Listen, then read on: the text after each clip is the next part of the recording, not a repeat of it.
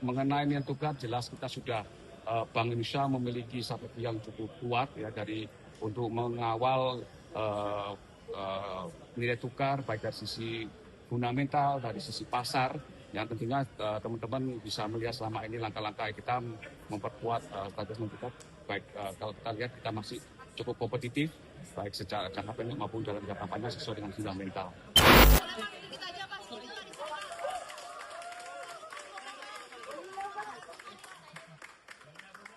Ya. Pak, gimana Pak? Ya.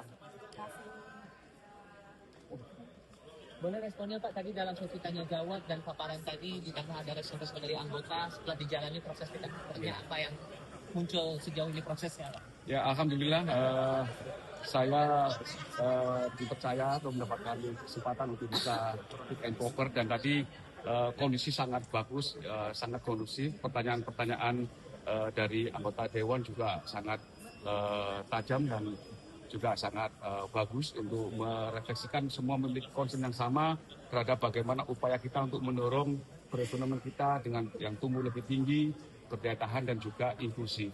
Tadi juga sekitar 30 lebih ya, 30 lebih dari anggota Dewan hadir semua memiliki concern yang sama, dan pertanyaan-pertanyaan juga diarahkan tadi bagaimana semua sama concernnya.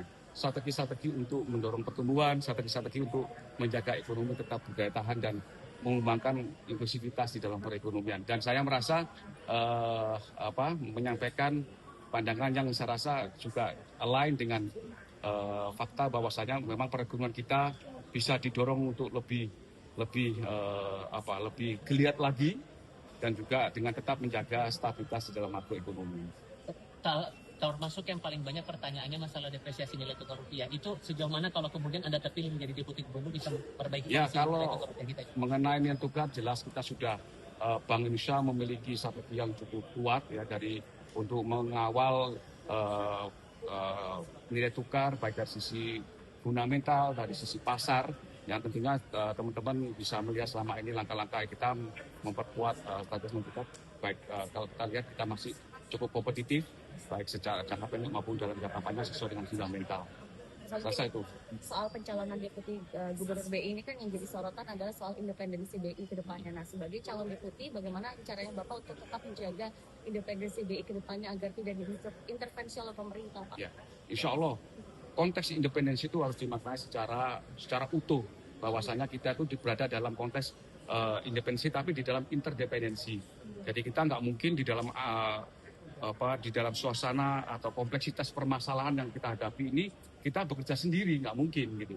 Nah, sehingga kita harus melakukan koordinasi penguatan sinergi dengan pemerintah, dengan semua otoritas yang terkait. Jadi itu poinnya. Jadi dengan selama yang kita hadapi sekarang ini tidak ada isu terhadap independensi Bank Indonesia, dan kita tetap mengawal independensi itu sesuai dengan mandat undang-undang. Melihat dua kompetitor lain yang akan diuji juga pada hari Senin itu, termasuk ada Wakil Menteri Keuangan, seberapa optimis Anda untuk bisa lolos dalam uji tes ini? Ya, kita sebagai hamba Tuhan ya, dengan kelebihan dan kekurangan pasti harus tetap optimis ya. Optimis atas kehendak Tuhan yang terbaik. Ya, jadi itu yang saya pegang. Jadi saya akan do my best gitu ya. Kita lakukan sesuatu yang terbaik. Selebihnya itu adalah nanti urusan Yang Maha Kuasa, mana yang terbaik menurut Yang Maha Kuasa. Baik ya. Bisa? Sama-sama. Pak Ketua. Yang terhormat Ketua Komisi 11 DPR Republik Indonesia Bapak Dr. Haji Muhammad Misbahun, Wakil Ketua Komisi 11 DPR RI, di sini ada Bapak Muhammad Haikal, dan juga nanti tentunya yang Bapak wakil yang lainnya, Bapak Dolfi, Bapak Fauzi Amru maupun Bapak Hanif Dahiri, juga Bapak dan Ibu anggota Komisi 11 DPR Republik Indonesia, serta hadirin yang saya hormati. Assalamualaikum warahmatullahi wabarakatuh. Salam sejahtera bagi kita semuanya. Shalom, Om Swastiastu, Namo Buddhaya, salam kebajikan, Rahayu. Mohon izin Pak, supaya agak cair, saya bacakan pantun pembuka. Jalan-jalan ke Senayan, sarapan bihun. Mohon cakepnya. Nggak disangka ketemu Isyana Saraswati.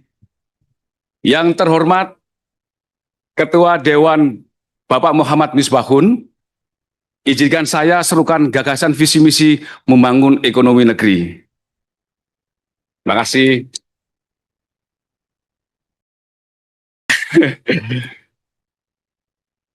Bapak Ibu yang kami hormati, izinkan pertama-tama kami panjatkan puji syukur kepada kehadirat Allah yang Maha Kuasa karena atas ridhonya pada hari ini kita dapat bertemu bersilaturahim dengan Bapak Ibu terhormat anggota DPR Republik Indonesia Komisi 11.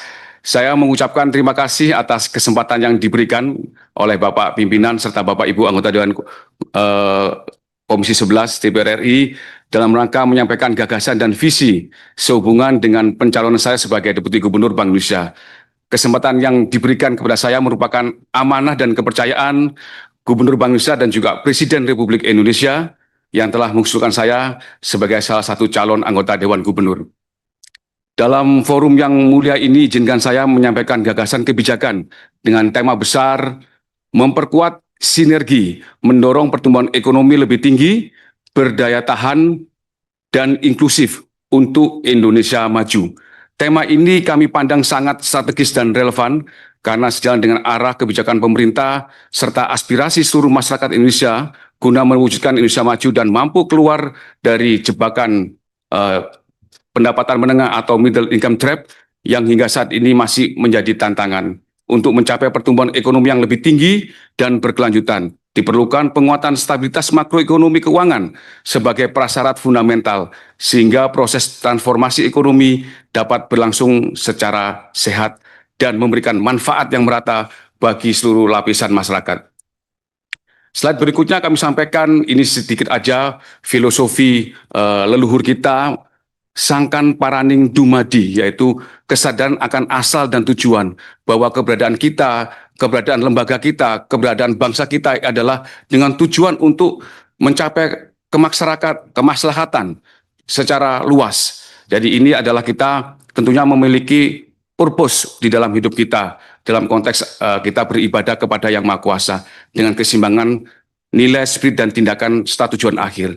Di slide berikutnya, tentunya kami ingin juga menyitir pemikiran Profesor Sumitro Joyo Hadikusumo, bagawan kita, dan juga kebetulan adalah